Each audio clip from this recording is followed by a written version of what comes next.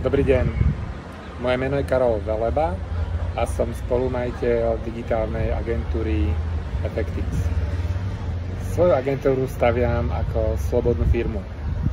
Slobodnú pretože chcem pracovať vo firme, kde ma to baví, kam chodím rád.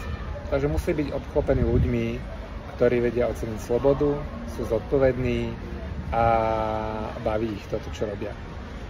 No a na tej ceste budovať slobodnú firmu je kopec prekážok.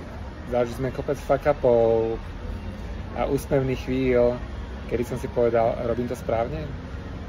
Verím, že to robíme správne, firma nám funguje, preto som teraz na dovolenke. A rád by som vás previedol na svojej prednáške fuck-upmi, úspechmi a neúspechmi, ako sme tu našu slobodnú firmu stavali. Teším sa na vás.